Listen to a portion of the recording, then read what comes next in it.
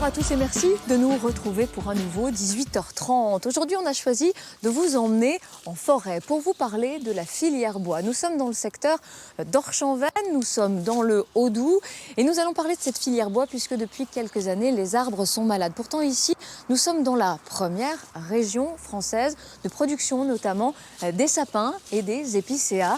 Et je vous le disais, les arbres sont malades, ça a forcément des conséquences. On va en discuter avec notre premier invité. Régis, bonjour. Bonjour. Vous êtes responsable des forêts pour l'Office national des forêts. On parle de sapins et d'épicéas, mais aujourd'hui, malheureusement, en France, toutes les essences sont touchées.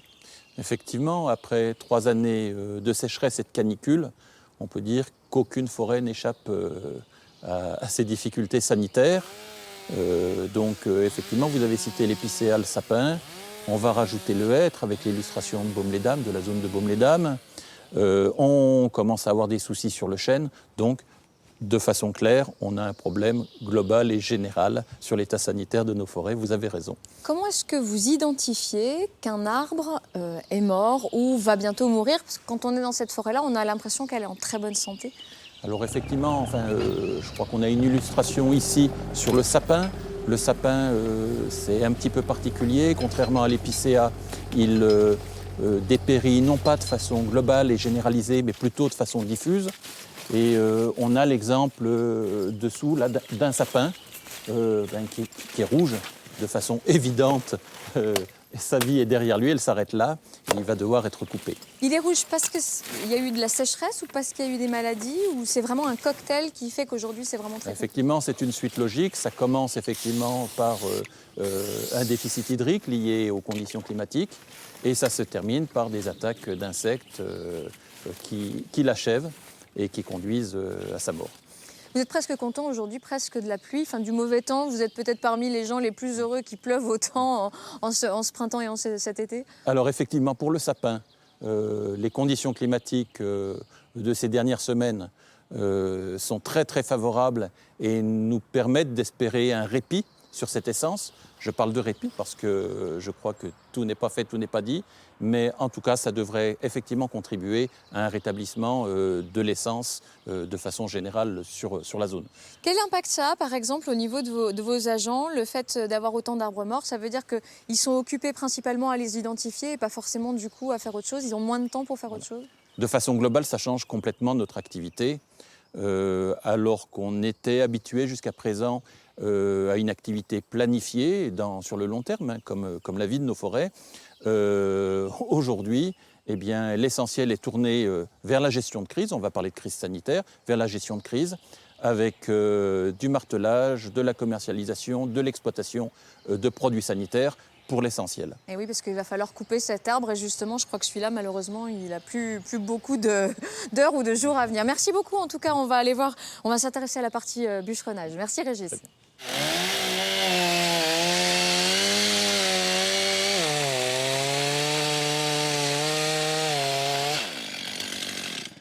Bonjour Anthony.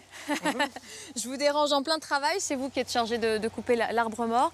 Les maladies dans les forêts, pour vous, ça change quoi dans votre quotidien, dans votre travail? Alors pour notre quotidien, c'est vrai que la période estivale, on parcourt les forêts pour couper les arbres qui ont séché durant l'année. Donc, vous faites plus de bois vert en fait? L'été, on fait de moins en moins de bois vert, oui, de toute façon de plus en plus de sec. Et pour nous, c'est surtout une question de sécurité, que c'est un peu plus dangereux car les bois sont plus fragiles, quoi. C'est pour ça qu'il y a des filins que vous tendez ou des choses comme ça que vous mettez en place? Pour prendre un maximum de précautions, on met un câble pour essayer de maintenir le bois pour qu'il tombe. Et vous coupez des gros secteurs, vous avez l'impression qu'il y a vraiment des endroits qui sont plus touchés que d'autres, où vous avez l'impression que vous enlevez beaucoup d'arbres? On coupe pas mal d'arbres, oui, il y a des endroits qui sont très touchés. Après, ça dépend de la géographie aussi, donc voilà. Je vais vous laisser continuer votre travail. Je vais aller me mettre un peu plus loin en sécurité. Bon courage, merci.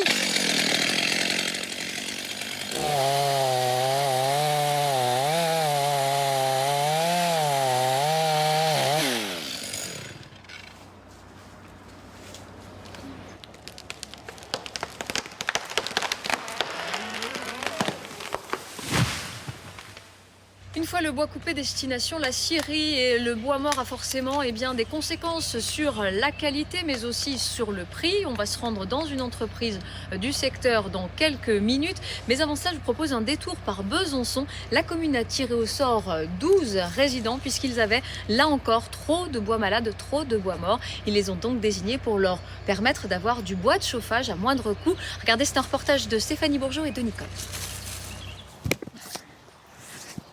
Il y en a qui résistent un peu plus. Lui n'a pas résisté longtemps et parce que le Merlin l'enchante, il s'est réveillé parmi les tout premiers pour embrasser la belle aubaine du bois dormant. Dister, au moins 2 ans de chauffage garanti à moindre frais. Le bois, il se vend entre 45 et 50 euros de ster, théoriquement, suivant les gens qui le font. Là, c'est du bois qui revient à 20 euros, donc c'est vrai que ça vaut vraiment le coup par rapport à l'argent. Un tarif imbattable qui arrange aussi la ville de Besançon, obligée de procéder à des coupes sombres. 5 sécheresses consécutives et des parasites qui prolifèrent ont considérablement fragilisé la forêt qui devenait dangereuse pour les promeneurs. Conséquence, les stocks d'un bois de qualité très moyenne s'empilent. Du fait des dépérissements massifs sur le quart nord-est de la France, le marché devient saturé en ce type de produits et on a des grandes difficultés actuellement de commercialisation. Une opération à prix coûtant, celui aussi de la sécurité des affouagistes. Pas d'embûches, le bois est mis à disposition. On n'a pas risque de s'embourber avec le véhicule dans le bois. On ne risque pas de se prendre un arbre comme les faiseurs de veuves, comme on dit. Donc voilà, ça limite tous les risques. Là, on est en bord, on ne risque pas de se faire écraser par une grume. Les tas sont bien faits. Bien sûr, la ville réfléchit au réchauffement climatique, à des espèces plus résilientes. Des palmiers pour demain, peut-être. Dans l'immédiat, elle pense surtout à joindre l'utile à l'agréable. Les Bisontins, ils connaissent tous la forêt de Chaillus, quasiment tous. Ils vont y faire du vélo, ils vont y faire des balades, ils vont y faire des pique-niques, ils vont y faire des animations, des événements sportifs. Donc ils ont déjà un lien social avec leur forêt. Et ça rajoute un pan. Il y a 12 foyers cet hiver qui vont se chauffer quand même avec du bois de la forêt de Chaillus. C'est quand même pas rien pour un bisontin. Cette année, 12 lots, soit 120 stères, étaient proposés par tirage au sort au grand public. Parce qu'il y a eu trop de déçus et parce qu'il y a encore trop de bois, la ville planche sur une prochaine opération, alors tenez-vous prêts pour l'appel de la forêt. On est de retour ici dans le Haut-Doubs après un petit détour par Besançon. On est dans une des plus grandes scieries de la région, la deuxième plus grande scierie de la région, la première dans le Doubs. Bonjour Julien, vous êtes le directeur général, merci.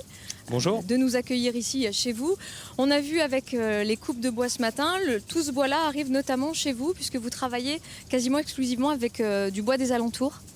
Oui, on essaie de travailler au niveau local. On a un rayon d'approvisionnement pour la scierie d'à peu près 100 km. Ça, c'est important pour vous de faire du circuit court? Alors c'est important déjà par rapport au coût de transport et puis aussi pour pouvoir honorer nos clients habituels. Avec ce qu'on a vu ce matin, avec ce qu'on a vu au niveau justement des difficultés, de la forêt, de la maladie, des arbres, beaucoup d'arbres morts, comment ça impacte sur votre activité et surtout sur les bois que vous recevez? Alors dans un premier temps, on n'a pas de visibilité. Il y a énormément de volume qui arrive d'un seul coup. On a des fournisseurs bois qui sont habituels chez nous. Donc il faut essayer d'être capable de prendre un maximum de leur bois abîmé parce qu'ils ne pourront pas passer un hiver de plus sans être transformés. Plus vite on les transforme, moins il y a d'altérité sur le sciage. Ça vous fait tout réorganiser? Exactement. Il y a une organisation qui est complètement différente, notamment au niveau du stock. C'est des bois que vous achetez moins cher, j'imagine? Oui. Alors on les paye moins cher parce qu'ils arrivent à un moment dans l'année qui n'est pas forcément propice. On a des altérations d'insectes, on a des développements de champignons à cette époque-là. Et bien sûr, il y a un afflux de bois qui est tel que les cours descendent parce qu'on est sur une loi de l'offre et de la demande. Et ça ne fait pas les affaires de Christian. Christian, bonjour. Vous êtes un ancien responsable des communes forestières. Vous êtes également propriétaire privé. Quel est l'impact pour vous financier? Donc si pour l'entreprise, le problème est celui de la vente et du prix de revient tiré par le bas, entre guillemets, concernant des produits sanitairement peu recommandables, entre guillemets, le problème, nous, c'est le problème effectivement de l'achat, qui est l'autre bout de la chaîne de l'entreprise. Les détenteurs donc, de la matière, qui sont les communes forestières en particulier, le Doubs se caractérisant par une propriété de forestière qui dépasse la moitié. C'est une exception dans les départements. Hein.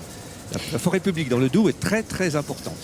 D'où effectivement un peu faiseur de prix. Et ça fait du coup Dans un le problème mécanisme. dans le budget aussi Ah ben complètement. des communes? Sur des communes qui sont extrêmement dépendantes des recettes forestières.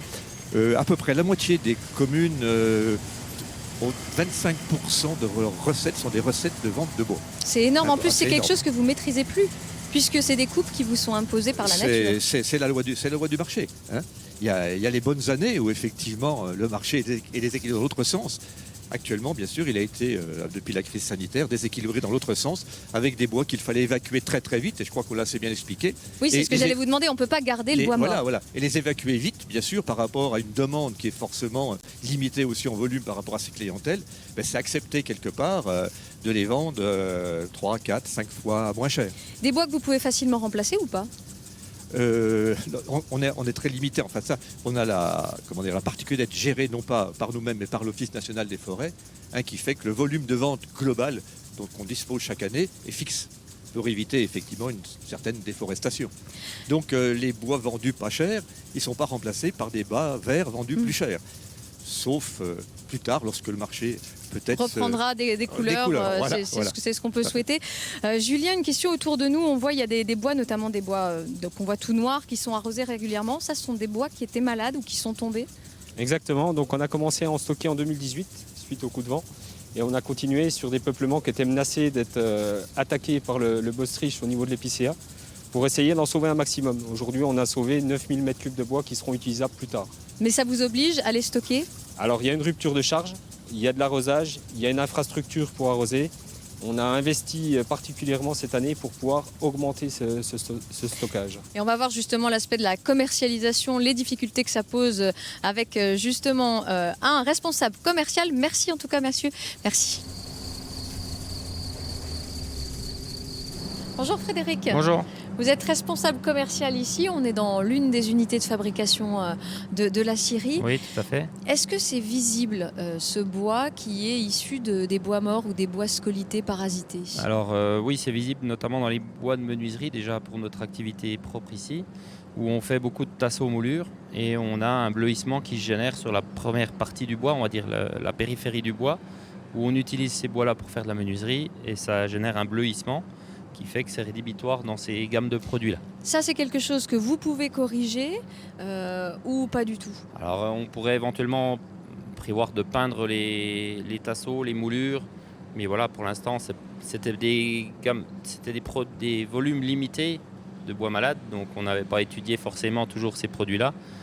Et voilà, on se pose des questions sur savoir quel marché on aura, quel volume de bois on aura disponible pour faire ces qualités de produits-là. C'est pas évident de savoir comment s'adapter. On sent que le secteur est vraiment en pleine évolution.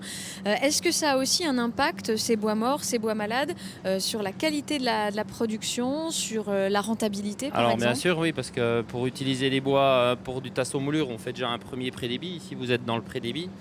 Et si le bois ne va pas, ça ne sert à rien de le raboter. On ne pourra pas faire un produit fini, vendable, commercialisable. Donc ça générera un mauvais rendement matière, des heures passées pour faire un produit qui ne sera pas commercialisable ou déclassé, quoi. Donc vous avez quand même de la perte à prendre en considération. On a de la perte et on a surtout un volume moins disponible.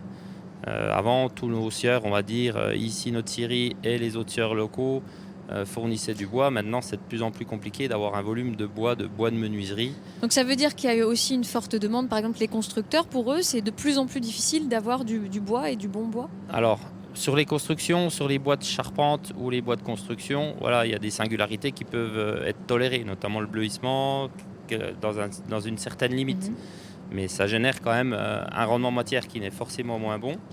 On passe plus de bois pour faire la même commande, on passe 20 à 30% de plus de bois pour pouvoir faire le même volume qu'on faisait avant. Et on a compris qu'en fait c'était vraiment très compliqué et que le secteur était en pleine adaptation, un petit peu la révolution de la filière bois. Merci beaucoup d'avoir été avec nous et puis dans quelques instants, c'est votre journal régional. Merci.